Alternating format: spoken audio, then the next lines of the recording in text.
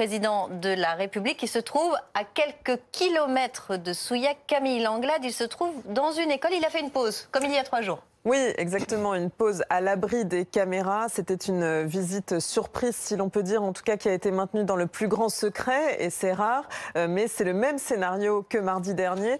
Emmanuel Macron avait fait un petit stop au conseil municipal de Vernon. Il avait surpris le maire lui-même qui n'était pas au courant. Eh bien, aujourd'hui, rebelote, c'est une école qui est choisie, un regroupement de 4 écoles de plusieurs communes. On est à un quart d'heure de Souillac, à Saint-Sozy. Emmanuel Macron s'est entretenu avec ses élèves de CE1 et CE2. L'Élysée confirme à l'instant ce déplacement, cette rencontre. On n'a pas vraiment plus d'éléments, si ce n'est ce que nous dit l'Élysée, sur ce que Emmanuel Macron a fait ce matin. Camille, justement, on va se rendre sur place à Saint-Sozy, cette petite commune du Lot. Loïc Besson, vous êtes sur place précisément devant le regroupement pédagogique où Emmanuel Macron se trouve pour cette halte surprise que l'on évoquait à l'instant en plateau.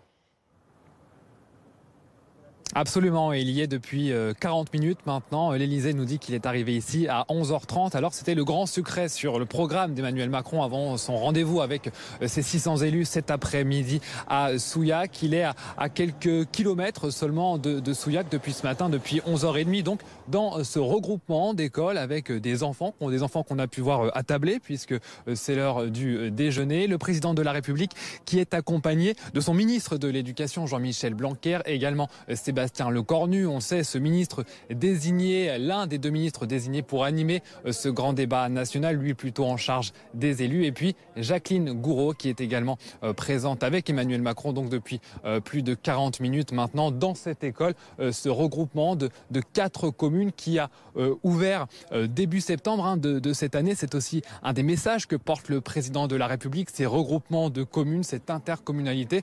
D'où le choix de cette école pour sa visite surprise ce matin avant de retrouver donc ces 600 élus à Souillac cet après-midi à partir de 15h.